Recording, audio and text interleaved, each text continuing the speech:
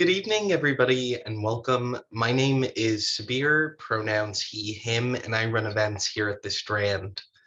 Before we launch into a discussion of Jeffrey Cranor and Janina Mathewson's new book, You Can Feel It Just Below the Ribs, I'd like to share a little bit of history about the Strand. The Strand was founded in 1927 by Benjamin Bass over on 4th Avenue's Book Row.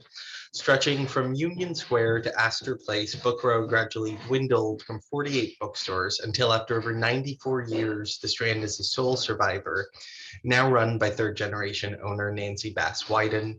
We want to thank all of you for your support. Without our loyal community of book lovers and the time of authors like Janina and Jeffrey, we wouldn't be here today, and we truly appreciate all of you. And so tonight we are thrilled to have with us Jeffrey Cranor and Janina Mathewson for the launch of their new book, You Can Feel It Just Below the Ribs. Jeffrey Cranor is the co-author with Joseph Fink of the New York Times bestselling novels Welcome to Night Vale, It Devours, and The Faceless Old Woman Who Secretly Lives in Your Home. With Fink, he is the co-writer and producer of the Welcome to Night Vale podcast, with over 300 million downloads in its 9-year run, and the lead podcast in the Night Vale Presents podcast network. He also creates theater and dance pieces with his wife, the choreographer Gillian Sweeney. He lives in New York's Hudson Valley. Janina Mathewson is the author of the acclaimed novel of Things Gone Astray and the novella The Understanding of Women. She has written audio drama for the BBC and Radiotopia, with credits including Murmurs, The Cipher, and Passenger List. Originally from New Zealand, she now lives in London. Together with Jeffrey, the two of them co-write and produce the Within the Wires podcast, which has been downloaded nearly 6.5 million times. Joining Jeffrey and Janina in conversation tonight is Sarah Marshall.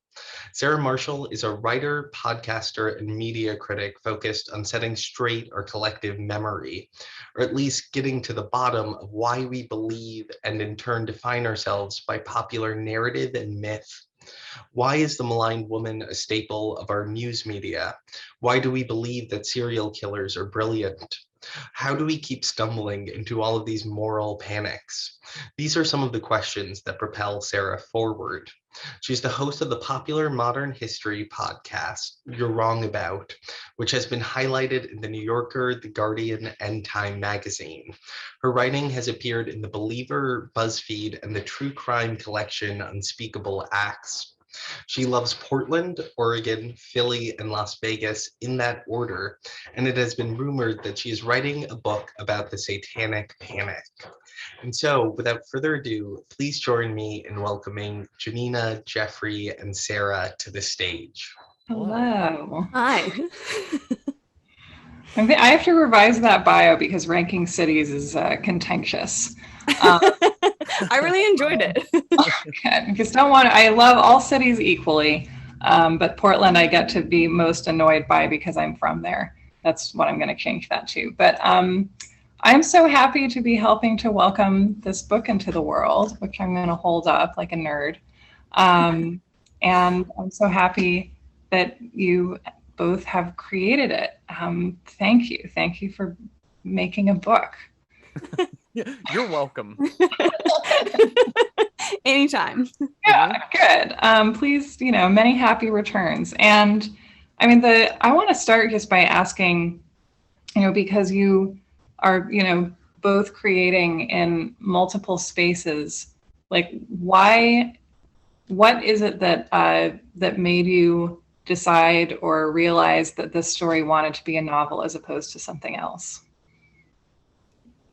I think it was kind of the other direction, in that when we started talking about the possibility of doing a book, that was the first question we asked. What can we tell in this format? What story can we tell in this format that we can't tell somewhere else? And started from there, which led us to do something a lot more expansive than we'd done before, a lot longer, like it covers a whole lifetime, which is not something that is easy to do in other formats. I think even in films, that's a hard needle to thread. I think books are the prime medium for that sort of story, I think. So yeah, we started with that and went from there, I think, in approaching it. Yeah, it was always like sort of medium first. That when we started writing Within the Wires back in 2015, when we started working on that, the whole notion of it was that it was like found audio from this fictional alternate 20th century timeline, and each Mhm. season would be its own like 10-episode arc. But all of them would be some form of found audio. So season 1 is relaxation cassettes that sort of tell a romance / prison escape. And then, the second season was the story of a missing woman told through museum audio guides over the course of a decade. And so with this, like, we obviously didn't want to do found audio for novels. So it just made the most sense of like playing around with the format of it just seems sort of fun to play around with the format of like found text and then like being able to like question the veracity of the text. And and Janina had this idea about add in this like meta narrator footnotes, like pale fire style, and we had this it provided a way for us to like to kind of pick at the truth of the novel, the truth of the narrator, by having this other unreliable narrator battling with her. Yeah, and I love the device of the footnotes, and this made me think of many things. One is Bunnicula. I feel like this is like a dark Bunnicula. and and and also it made me remember how I think when I was around kind of 5th, 6th grade, there were certainly books for like middle readers and young adults that had something like this conceit where it's, a text that is meant to reside in another world or an alternate world. And I remember finding that extremely creepy as a kid, in the sense of like, in the way that it kind of made me question my own reality. And I feel like that coming back to that feeling with this is like so creepily pleasurable to me, because just being able to have a book have that effect on you, just means that you're truly experiencing something. And to me, the footnotes and the kind of that you're dealing with these two voices that are essentially like battling for your credulity as you go through is, I found that as compelling as anything that's happening in kind of the body of the text itself, if not more so at the end. I feel like, maybe this is a place for me to ask the inevitable pandemic question, because as I was reading this, I was also thinking like, there were so many moments that I identified with in a way I never expected to identify with a novel set in an alternate 20th century shaped by the Great Reckoning. And I wonder what was the time frame of your kind of conceiving and writing this, and is there a relationship between this book and the pandemic for both of you? We did write the bulk of it last year, but I think the parts of the book that are most closely sort of related to these events we had already written. The early chapters where there is a pandemic, for example, and the way she talks about an apocalypse in the beginning, those were written as part of the initial proposal. I think those were written in 2017 or something like that. But what I was thinking about when we were working on those early chapters is having been through some awful earthquakes, because my hometown, Christchurch, just before I moved away from it, had some. And I think it's one of those experiences, in the same way that I guess we all can understand on a greater level because of the pandemic, that really make you understand the details of a trauma like that in a way that you just can't, I think, when you see it on the news or in a history book or something, the way the mundanities of it and the little unexpected additional things that no one really talks about, because they talk about the big one dramatic thing. That was on my mind a lot, I think, writing that. And I think the pandemic has proved that that's maybe quite consistent across different types of catastrophe. Yeah, there was definitely a sense of, like, as we wrote about in the opening chapters, I think our proposal included the first 6 chapters of the book. They've been, rewritten and edited and things like that some. So there's probably some post-pandemic ideas that get put back into there after we went through the editing process. But yeah, it really was just kind of just thinking about, I don't know. I've always been fascinated with the notion of what an apocalypse is. Like growing up in the 80s, there was always the night of the comet sort of thing, the day after, that type of, like, at any moment the big one will drop and we're all screwed. And so we get, shit like Red Dawn or whatever, which seems sort of manageable in a way that a nuclear holocaust would not have been. And but I don't know, it always made me think about, like, what does even, like, it doesn't mean we're all wiped out. It means that it's just going to change the shape of how we all behave. And I just have always found interesting when you look back into time, in history, at times of war, times of pandemic, things like that. And you just sort of, like, the way humanity behaves seems pretty predictable in a lot of ways. Mm-hmm. And I've found through doing Night Vale, which is a lot of humor, absurd humor that borders on satire sometimes. I found that, when I look back on, like, stuff from 6 or 7 years ago, I'm like, this feels prescient, but it's not, because all we were doing was, like, picking at the extremes of how humans behave. And then humans inevitably will behave that way in a newsworthy sense. And so it looks like we predicted ridiculous shit happening, but all in all, like, we just know that that's where we're going. I mean, I do have to say that when the pandemic first hit, I lived with my parents for 6 months, and my mom and I would listen to Night Vale every night as we were, peeling vegetables and making salad and stuff. And we would always say, like, boy, it's just very soothing because this is, like, very scary stuff, but none of it is happening to us specifically. And yeah, to me, there's always something about reading about other people's troubles or the troubles of other times or alternate timelines that is sometimes oddly comforting in difficult times. And I feel like that has something to do with being taken out of your own world, but also I think often has to do with the sense of, like, oh, like, this isn't happening to me because this is some freak occurrence or because I somehow did something wrong. It's because this is what happens again and again. And being able to see things coming is maybe like being the friend in the group who's seen 5 horror movies before with friends who have seen no horror movies before. And they're like, how did you know that couple that was having sex got macheted? It's amazing. Yeah. No, I was just agreeing. It's totally.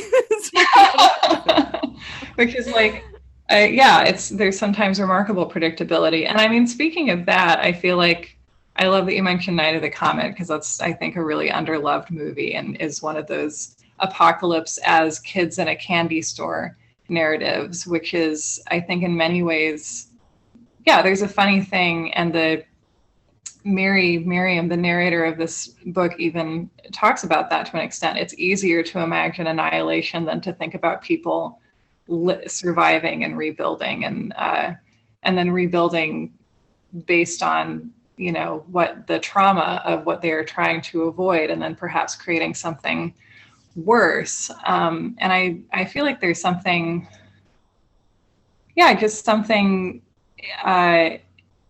rare in this book, I guess, is how the only way to describe it, about saying, like, no, like, what's scary isn't necessarily these apocalypse events or what we call apocalypses after the fact, but sort of how they leave us and what we do when that has passed, or in order to tell ourselves that has passed. And I'm curious about kind of what questions were important to you, or what ideas do you think you were kind of working through with this story? I think I can never think about the ideas or the themes in something as I am writing about it. For me, that's something I always, like, I look back on it and I'm like, oh, that's where my head was. That's what was going on in the background when we were working on this. Because at the time I think about just who is this person and what is their story and what are the contexts. But I think for me, one of the things that I feel about this after the fact is just a general philosophy that all of the bad stuff people do by and large is an attempt to keep themselves safe, individually and as a community. I think that is when we are at our most dangerous, is when we get protective. And I don't know if we know how to protect ourselves without also damaging ourselves and other people. I think it's a great paradox of, at the moment, my stance on humanity is that is our great paradox, is we cannot be safe without hurting. I think I spent a lot of time in writing this, when we were writing this book. I think similar to Janina, like, I don't think I approached with like, here's a theme or here's a thing, other than just like plot or character beats trying to hit. But I do know that like a lot was, in 2020, just not aside from just pandemic, but just general political news across America and across the world and things like that. There's this interesting thing that, that for a lot of people, myself included, which is you have this like Fox News separation from your family, right? You sort of like lose your family down a rabbit hole of other information. And it's funny because so many people, when I would talk to my family and, last year, it'd be these things of like, you look like a person that I could connect to, but there was always a boundary there. There was always a thing where like, at this point, I'm no longer, because of this group that I'm in, I no longer can break from this. And because I don't live within 1,000 miles of my family, that I'm not in that group in some form or fashion. So it creates this interesting dynamic where you see how like the roots of forms of like tribalism, like in a common everyday sense, not just in the sense of the way that term is used in this book. But yeah, that sat with me a lot, of just how much peer groups become a form of family. They become a clan or even a cult at times. The way that we form those bonds, and a lot of times those bonds aren't blood but ideological. And then those ideologies become dogmas. And once they become dogmas, they become pretty extreme. And so there's examples of that, of groups that band together because they're just keeping each other safe and protecting each other. And there are other groups that band together because they're fighting for something they believe in. And even if that something is not helpful for anyone else. Yeah, and I mean, to me, there's something very powerful here too about the fact that, if you end up, doing something that you later decide or later realize is, doing great harm in the world, that I feel like I would love to see many more stories about the concept of, being led into doing great harm because you want to do good and are initially, led in by what feels like, or maybe is, your ability to actually do that. And then the question of kind of what happens when you figure that out, and what if it's too late, and what size of a system will you already be enmeshed in by then? And that feels, I'm committing the ultimate reading sin of having more of a comment than a question, but like that feels very relevant. I think it's funny though, because like I think you had said this on You're Wrong About, so forgive me if I'm misquoting you on this, Sarah. But it's the idea of like, what it seems weird to me that like we would have named it the Death Star. It feels like it was like, the Unity planet or whatever. Like you said.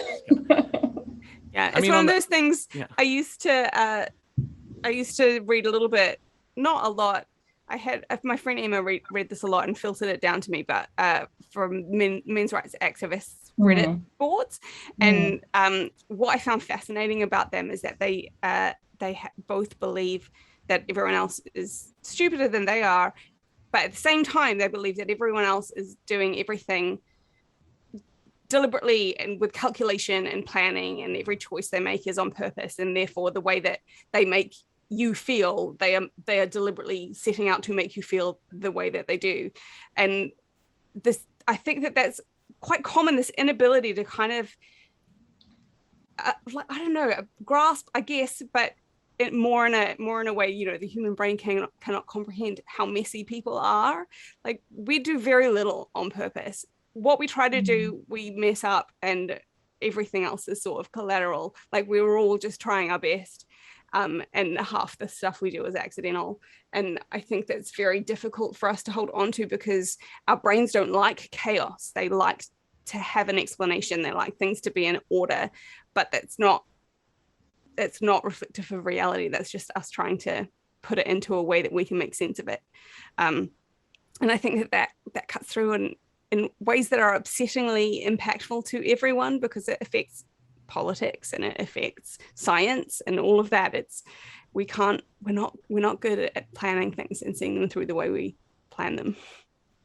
And the idea, any worldview that's based on like human beings being extremely organized or extremely competent in some way, I'm just like, I don't know. I feel like we're just all like, I'm probably more of a hot mess than the average person, but I'm not that much more extreme. Like and then it's like this projection of the idea of people being, out to sabotage us because they have their acts so much together, like that.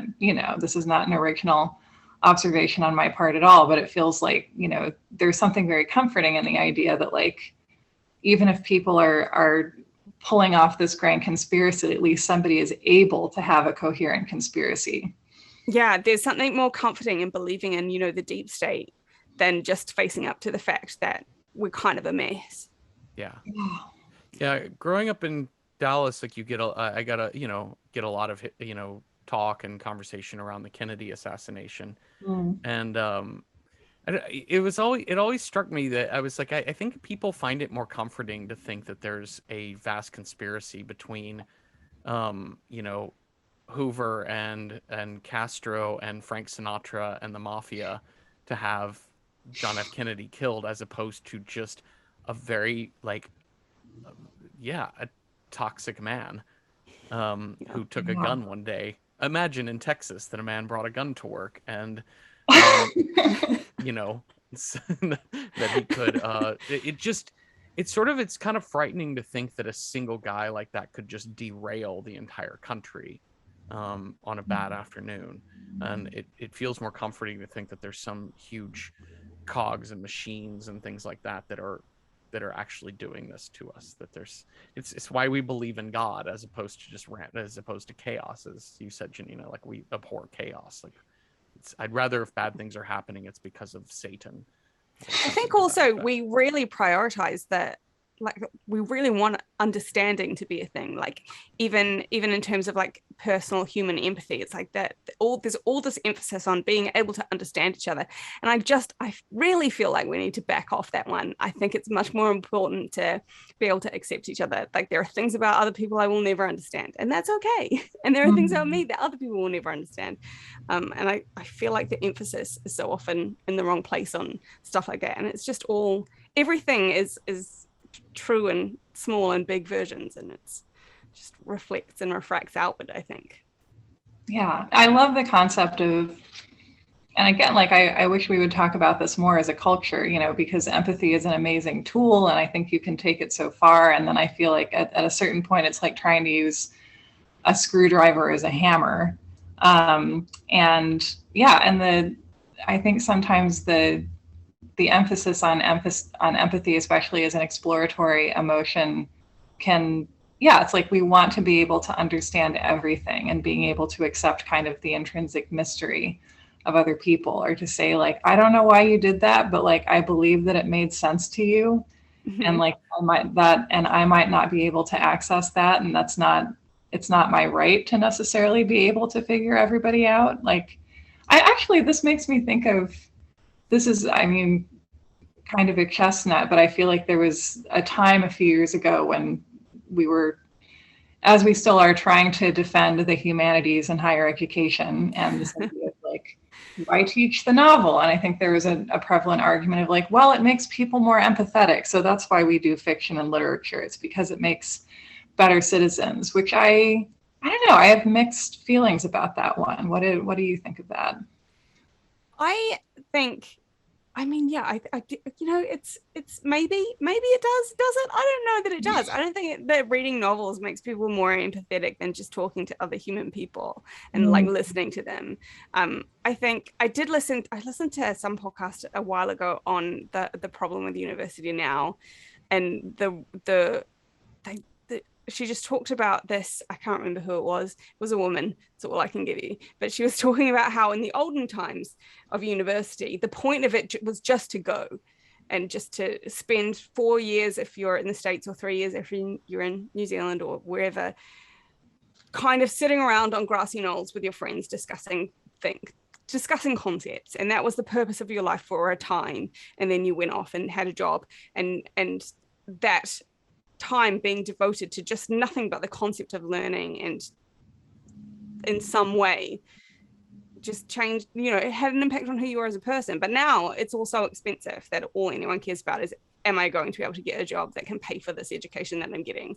And so we've lost that concept of just like, it's valuable in and of itself to potter around with some books for the hell of it, essentially, which I think is really, really true. And of course, at the time when that was happening, mostly the only people getting those sorts of educations were white men. So we've improved things in some way, but I think it is sad that we've lost that. Just like, it's a valuable thing to do, to like read books and then talk about them slowly and leisurely on a Sunday afternoon. I think empathy is one way of framing. I definitely think that's part of what we gain from reading novels and what we gain from just fiction in general, I think. But I think that there's like some connected thing to empathy that is understanding how life moves. You know, I think what happens is we see life as a series of steps. We see like, you know, we see an event happen and it's because of a series of steps that got us there, as opposed to a fluid motion, right? And it's character that drives us forward more often than just actual plot. And I think that's what novels help us to do. Like, speaking as a sports fan, there's this kind of like dissection of sports that has happened where we get into statistics and we get into numbers. And I think that really helps us understand a bigger picture of things and trends. But it doesn't really address why sometimes a team cuts its best player and then gets better as a team. It doesn't explain those phenomena. And I think that's what novels help us sort of understand, is the way people interact with each other. It helps us understand the way people work and move together. And you know, and controversially, I'll say that I don't trust anyone who reads books but never fiction, if that makes sense, right? And I know that's a really broad statement to say, but I think it just comes from a lot of people. You know, I think obviously in an academic world that's a different thing, but I just think fiction is really important to understanding all the little gray areas in between what happened then and then what happened later. I think it helps explain all the things that happen in between. And I don't know if that's exactly empathy. I just think it's just a better understanding of how people work in concert with other people. Mm-hmm.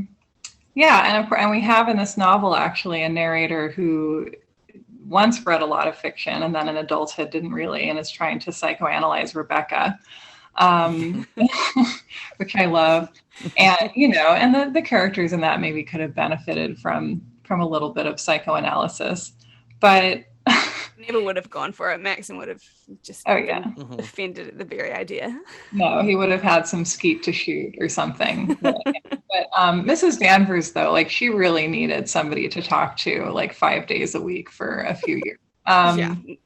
But I mean, you know, talking about your narrator in this book, I mean, I feel like I tend to be drawn to protagonists and to narrators who are a little bit reserved with the reader, which is what I get here. And I don't know, that's something that I tend to find, again, that like I think is more rare. And I think there's something, I don't know, something I kind of love about having a protagonist who is going to like get to know you before really warming up a little bit. And I just wonder about what both of you would say about your relationship to this character and what it was like to spend this kind of time with her.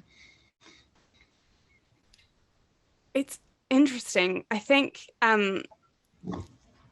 she's she's an odd person, you know. Obviously she's been through, I think it would be very difficult to go through what she goes through and not come out a little bit odd, but I feel like she was odd to begin with, and she has this I don't know, I think she's one of those people who and I think that I don't know how much I struggled a bit writing in first person because I don't normally when I write prose, but it's such a wonderful way to explore someone, because you really get into what are they willing to share and what are they hiding from you and what is not on the page, because she is in charge of what's on the page.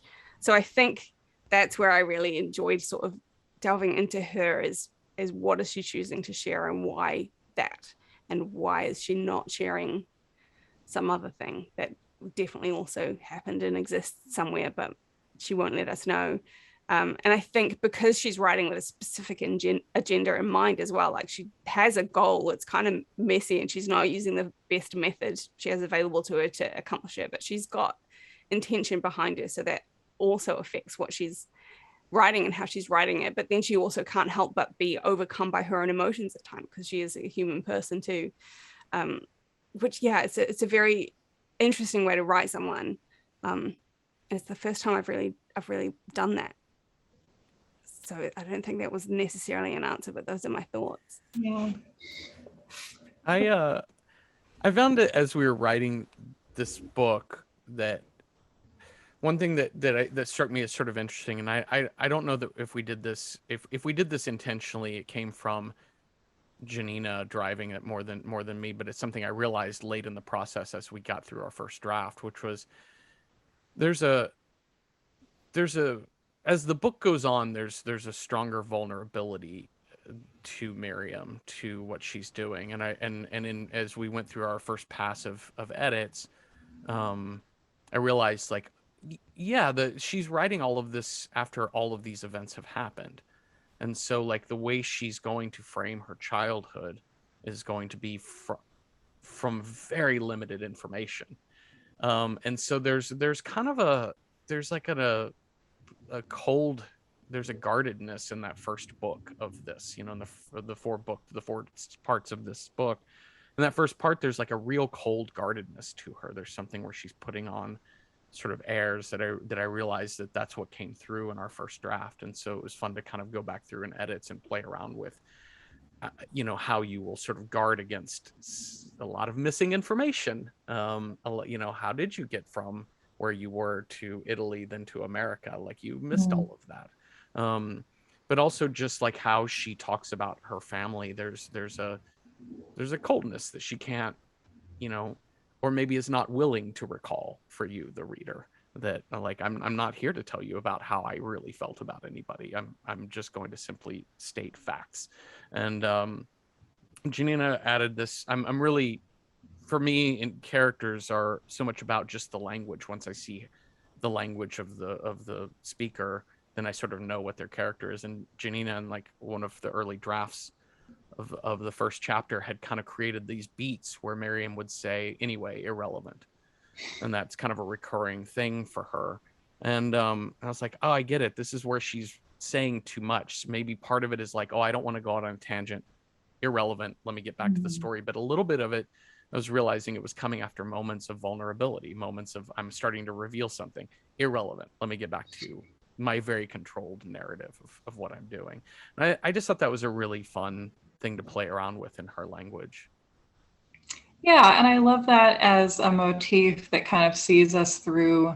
And yeah, I mean, this is maybe a good time to talk about the concept of the likable narrator or the likable protagonist, which I think is, for some people, is code for like, I don't like it, or I don't think that it's marketable, so no thank you.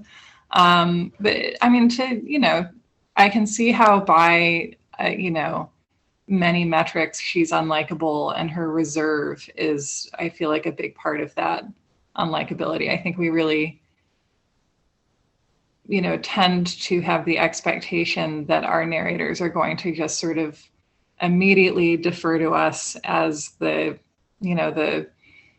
all-seeing eye that they're going to share everything with and be fully themselves with. And there's, I I don't know, I became very attached to Miriam through reading this book. And I think, there's also, without getting too much into, all the revelations that come through this plot, there's something very meaningful about kind of having this gradual process of feeling like a narrator is letting you in over time. And I think also by letting herself accept kind of how she feels about what she's describing, and that you can't really just create a historical record of your life without reflecting or having to let in the experience and what it was like for you. And then as we kind of gradually get to know her, we also go farther and farther on this complicated moral journey that she's recounting. And I guess I'm curious, I mean, was there a time when you felt like you could no longer connect with her, when you were kind of struggling with that? Like, what was, I don't know, what was it like to kind of go down that path that gets essentially, darker and darker the farther we get? I struggle sometimes writing characters that I personally don't like or cross a line, you know what I mean? Like, not all characters are like perfect people, like that's never that interesting, but it is a little hard. I sometimes pull punches about like just how brutal a character will be, to write somebody who, does awful things, especially when you're writing in first person. So I definitely like I said, for me, it's always a matter of the language. Like, this is the thing, this is how somebody says things. And then when you get into the actual plot, like what are her actions? What choices did she make? Or the choice not to make a choice, like what did she allow to happen? What did she do that was bad and caused harm? At some point in time, it just becomes a thing of like just remembering to think through, well, this is the plot. This has to happen in order to be interesting. There's a, I think if characters in novels went to therapy, they wouldn't be a novel anymore, right? And so, if we, in a relationship, you should always communicate and be open and receptive and respectful, and give each other the time and space to say how you feel and what you want. But in fiction, you never want to do that, because we need things to fall apart or to get wrecked or to, see if they can redeem themselves. So for me, it always comes back to that of just, that's what I have to do. But if I get too in my head about this character if I let the character in my head too much, then I become too empathetic towards the character, too sympathetic, as if it's me that I'm writing. So it always goes back to language and plot, and just stick with the outline and we'll be good. I think for me, like the discussion about likability and unlikability in fiction, I find it really interesting. I feel like there's also, it's like part of that strain of thinking where, like, there are writers where I read them, like Thomas Hardy. I never get on board with Thomas Hardy because I feel like he just thought that tragic endings were more literary. And so he never lets any of his stories have happy endings. And sometimes it makes sense. Like, sometimes those endings are earned, but sometimes they just come out of nowhere and it's like everything is fine. And then someone just dies of consumption because no one's allowed to be happy. And my suspicion is always that he just didn't respect happy endings as a literary device. And I feel like the similar thing happens with the discussion about likable and unlikable characters. Like, the unlikable characters are the ones in prestige television. There's a Succession is about unlikable characters. And so it's prestige and literary, as opposed to I don't know, Schitt's Creek, which is commercial and delightful and not, I mean, I guess they're supposed to be unlikable, but they're just not, are they? They're charming as hell. But I think for me, the only thing that really matters, I think, people can be unlikable, likable. All that matters in fiction is that they are compelling. You have to want to follow them where they're going, whether you are judging them for their actions or whether you are relating to them as a person. I think you just have to be compelled by them, and that's all that matters. So I think when I'm writing a character like Miriam, who at times you can have a lot of compassion for, and at times you can judge her really harshly, but I think, yeah, try to stay interested in what she was doing, because Mhm. I think that's the only thing that matters. I mean, not the only thing, but like I think that's more important than are they likable or are they not, as long as they're interesting. This reminds me of the line from Private Parts, the Howard Stern movie, where they're talking about the ratings that Howard Stern is getting and how the people who love him and the people who hate him are the core demographic because they both want to see what he says next, which is the core to a compelling narrator, maybe, although that would not be the best example of a literary protagonist. I think my problem with fiction writing is that I get attached to all my characters and then I don't want anything bad or even consequential to happen to them because I feel consequential events. So they had coffee. The coffee was good. What a nice day. The end. I feel like there's a place for that. I watched the the Marvel animated series What If, and I was like, I don't want What If everything was much, much worse. I would like What If they went to a water park and had a nice day. Yeah, and like that's what the Thor episode was kind of like that. So I'll give them that one. Good. Yeah. But yeah, I mean, we live in such a diverse media landscape. We can have, a slice of the pie for people who just like fear all forms of confrontation. That would be nice. Yeah. That sounds really delightful. And then I feel like, I mean, this story is part of a bigger alternate history, a bigger fictional landscape. I mean, I'm curious about, because I think that, the fact that the new and less good Dune movie has just come out, I feel like has like that's my opinion, large universes kind of maybe are getting a little bit of a boost, which I think is, I don't know, I feel like fictional universes, fictional worlds like can offer us so much and so many different things. And I wonder about, this is a world that I imagine, it's not an escapist world to be part of for sure, but I wonder are there aspects of escapism still available to you, or kind of what keeps you engaged, and what does that offer you to be constructing, this gigantic other world that you're writing, that you're giving us then smaller stories within.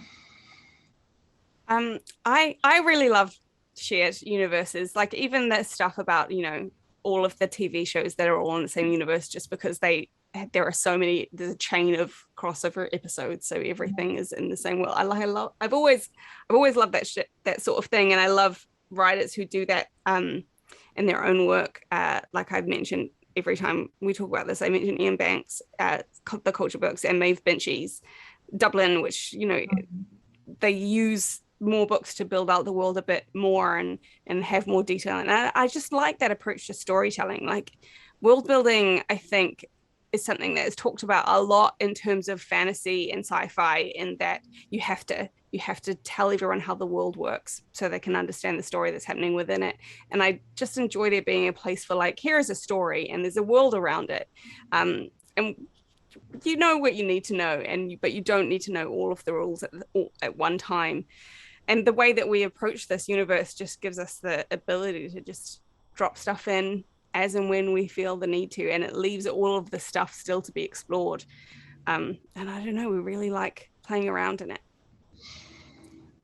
I like immersion a lot. I like immersion in a way that it's not an escape room. It doesn't require me to figure everything out. I can just be present in a mood, in a space, in an area. And I think one of the things that's fun about this is that unlike, say, like Marvel Cinematic Universe or whatever, like I don't have to tie everything together like logically necessarily, because the facts of how the Great Reckoning happening and the new society was happening, how all of this got put together. I mean, some of those things are important, not to break continuity, but it's all kind of like the background in the same way that we understand our own history. But like, I don't know, I'm sure the Treaty of Ghent affects me very strongly or whatever, but like, it's just, I'm sure that there's like, I'm sure there's former stamp acts and things like that that obviously changed the course of our history in America, but at the same time, like, it doesn't necessarily mean that's what I think about all day. And so, yeah, I think having it as a backdrop just for characters to live in this world. And so I think for me, it's this kind of immersive thing where it looks like our world as people read it. It feels like, oh, this is a thing that existed, but as this alternate history gets dropped, the hope is that there's a slightly uncanny valley for the reader to realize, like, this is a different sort of place. But it's never going to, I think the stuff that we explore in this world, in this great reckoning world, in this new society world, is just never going to be about, like, answering all the questions as to who are the heroes of this world, who are the big movers and shakers, what tell us about the generals that won this war or something. It'll just never be about those people. It will be always about the mid-level bureaucrat or the two people in the theater who fall in love. That's really what it's going to be about. This novel probably has our most, like, impactful political figure in Miriam. But even still, her mentality is just, I'm doing my job. There's a thing going on and I'm trying to do my job. That's yeah, really and she's the Ernest Rutherford of this world, I guess, in a way. As a New Zealander, I have to know about Ernest Rutherford, who split the atom, for anyone who doesn't know. Okay. He's one of New Zealand's great heroes. He's like on our $100 bill or something. My schoolhouse at intermediate school was Rutherford, was named for him, Rutherford Batten, him and Jean Batten, who was a female pilot. And yeah, he was just a scientist, and he was like, what is smaller than this? Let me see if I can find it out. And he did, and horrible stuff happened because he did that. Like, awful, unimaginably horrific stuff. And I guess we got clean power. But yeah, so that's I think that's the analog for Miriam in our own world. Oh yeah, I love that. And when you said that you had to know as a New Zealander who Rutherford was, I was like, oh, is that the guy who decided it would be fun to have bunnies in New Zealand? Ruining everything. Another, like, rather innocent idea that then. I would love to ask you guys some questions from the Q&A. Great. All right, so let's see. Okay, so this is from Clark, who asks, when writing the book, were there questions or ideas you wanted to communicate about the nature of autobiography? I think, like, not necessarily at the forefront of our minds as we were working, but I do think that that's something I'm always interested in. I think I just find it interesting that the limits of our capabilities in terms of expressing and even understanding ourselves. Everything is always filtered. Everything is edited. There's no such thing as a pure account of anything, even your own story, which I think is just kind of an interesting and uncomfortable thing to sit with sometimes. I have nothing to add to that. Yeah, I think that sounds really solid. Okay, and then this is a question that I also am curious about and didn't get a chance to ask. So thank you for the person who asked it. You've written together and separately. What's the difference between writing with a partner and writing solo?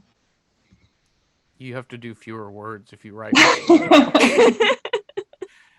It's honestly it. It's easier to get done because there's someone waiting for you to finish your work so they can do theirs. That's absolutely it. It's, I don't know, like I've said this before, just that I really love collaborating with somebody else, like at just for the most selfish reason. I'm not entirely joking about, like, it's fewer words to write. I mean, because working together, you can get more done. But, it's also, I have a very easy time letting myself down, but I have a really hard time letting other people down. Mm-hmm. And having somebody else to work with is like, oh, okay, yeah, I need to do this. And so, I said, I'm going to write a book. If I said I'm going to write a book and I get busy and it's just me and I don't have a publisher, an editor, or a co-writer, I'm just like, well, that's a thing I said I was going to do 18 months ago. And it's still sitting in a one-page document on my my desktop. So Yeah, I think that that's a big part of it. Plus, you just get somebody else's perspective, and you learn to grow and trust that person. And they, Janina writes. We have a lot of things in common with how we write and what we're interested in, but there's a lot of stuff that she will do things as a writer that I would never do. And that's not because they're wrong. It's because they're right for her. And that's something that I get to learn from. And I think that works vice versa.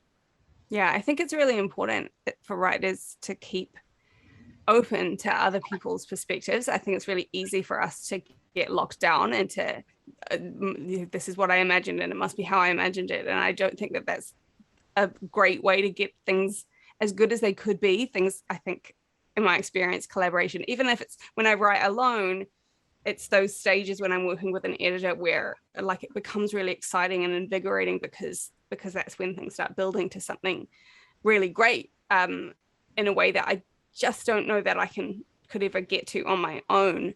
And when you were writing with a collaborator from the start, then that part of the process is sort of built in the whole way through, which is, really exciting. And I still like writing stuff on my own, but yeah, it's a different experience, and it's really, really great. I don't know. Yeah, if you can find someone good to work with, it's amazing.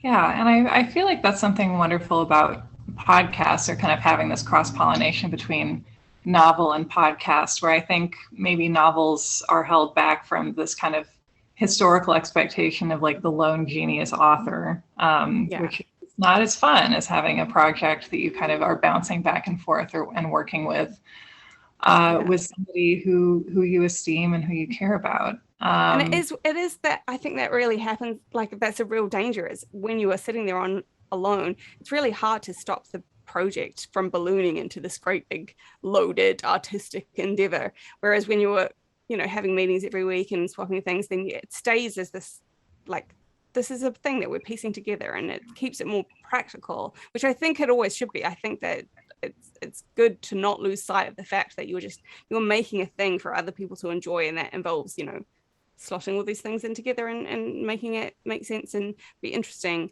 But yeah, it tends to grow into a monster if you don't if you keep it in the shadows.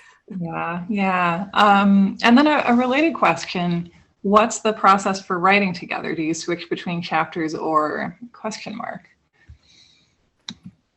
Yeah, we outline a lot together.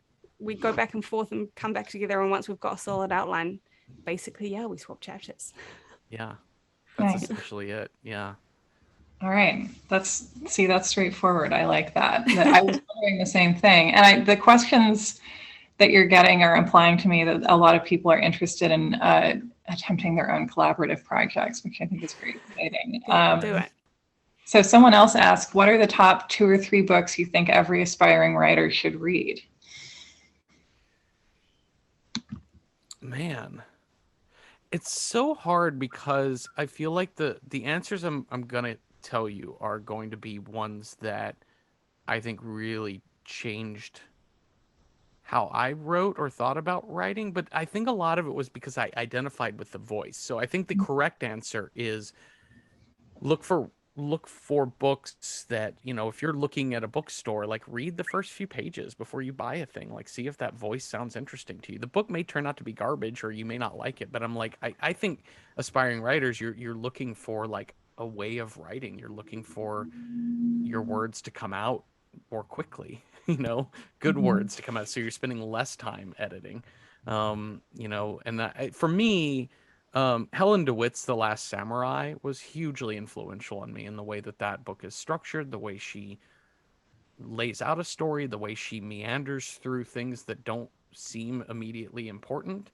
the way she teaches her reader, the way I don't know, there's an immersion in that book that I just found truly, truly beautiful. There's a play, it's actually a monologue, it's a solo play called Tom Paine Based on Nothing by the playwright Will Eno, that absolutely changed the way I thought about, and I know it's a play, but just even reading it on the page is so dynamic because it makes you think about all the different ways you can read words, and the way he confronts the audience, like he's not just confronts, but is confrontational with the audience in a way that I'd never seen done before.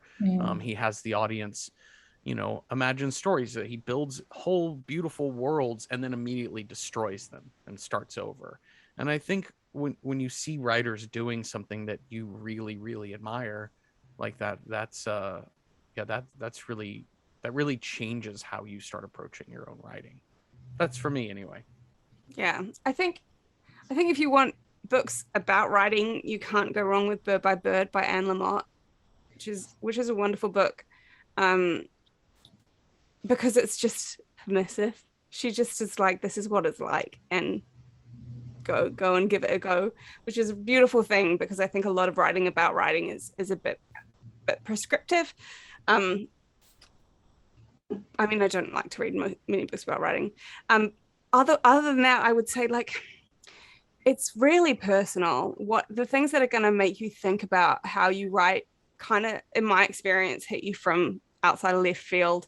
I just reread a couple of weeks ago. I reread Fried Green Tomatoes at the Whistle Stop Cafe, which is a wonderful book, if sometimes uncomfortably accurate about what white people in Alabama were like in the 1920s. But it is. I was reading it and I was like, oh yeah, you can do books like this, where it's like just kind of segments of stuff that feel like it's just disparate. Like there's this weird little column, and then there's the story of Evelyn in the 80s, and then we go back to Iggy when she's 5, and then now we're at Iggy when she's 40, and you can kind of pull these taut threads through something that's sprawling and messy, and sometimes I need permission to do stuff like that. I also think don't just think about books. I think I had this moment years ago. I was in New York and I went to see Follies by Sondheim on Broadway with Bernadette Peters. It was amazing. Watching that was this time when I was like, this is how I think I want to write. Like there's something in how he writes lyrics that is how I want to write prose. And like so look around, everywhere can teach you something about yourself as an artist. But I mean, which isn't to say you should always be learning stuff, because that's exhausting, but just I don't necessarily believe in here are 3 books that will change who you are as a writer. Just be open to being changed, and something will come along that makes you think differently. I also think that sometimes just reading something that is someone's that has a really strong personal voice that is nothing like how you write is also really helpful. Like reading Pre-Study by Philippa Lockwood. Patricia Lockwood. Yeah. Yes, Trisha Lockwood. For me, was a moment where I was like, oh yeah, there could be you can have really striking prose because it's you, and that's a really beautiful and wonderful way to write that sometimes you can get away from. So yeah, that's my messy answer to that question. I mean, messy answers are the best answers, I think. And I feel like we could keep going for another hour, but we need to wrap it up. And so I'm going to ask you 2 more questions. One is very quick. One is just for Janina, and it is the art piece behind you done by the artist who did Child and Damselfly? This is Child and Damselfly. Jeffrey sent me a print of it on canvas when we first got it done. It's by Jessica Hayworth. She's amazing. Yeah, I have one too, right over here on this far wall. Yeah. Down in the back there, next to the pig. Yeah, which is, it's not, the merch store only has it as a print on paper. So this is special for just us. That's how you communicate. These are your portals. Yeah. When our 2 prints are aligned. Yeah, no, that's very scientific. And then a question from Megan, who asked, what are you both working on now / what is your next project? Well, we just finished season 6 of Within the Wires. So currently we're not doing anything there because we haven't started season 7 yet, but that will come. And I am working on a novel that I've been trying to write for 5 years, and I'm writing alone. So it's taking me 5 years instead of the 1 year that we spent on this one. For all the above reasons. My agent is every 6 months, she's like, how's that coming? It's great. I'm working on, My fun side project that's turned into like a full-time project is doing a horror movie podcast. So we're about to hit episode like 80 now. Both of y'all have been on this show before. Wonderful And show. so yeah, so it's called Random Number Generator Horror Podcast number 9. That's been a ton of fun. I'm also starting work on a new fiction podcast that will be out hopefully next year. That's all I can really say on it right now. But it's been really fun because I've started writing episodes for it and things like that. So hopefully it will be a short run fiction podcast that'll be out next year. Hopefully I'll have more announcements on that. But I don't want to say anything before we've really gotten full things written yet. So there's that. I'm excited for that. Well, thank you, Sarah, Jeffrey, and Janina, for such a fantastic, fun conversation. Yes, if you have... Thank you. If you have yet to purchase your copy of the book, I have dropped links in the chat. They were kind enough to give us book plates, so if you purchase a book, you'll get a signed book. And thank you to our audience for joining us tonight. It was really a pleasurable, funny, fantastic event. I enjoyed myself thoroughly. Awesome. Thank you. Thank you so much for having us. Thanks, Yeah, Mary. Thanks, Sarah. Thank you. This was so lovely. Yay. Okay. Have a good night, everyone. Good night, Good night, y'all. everybody.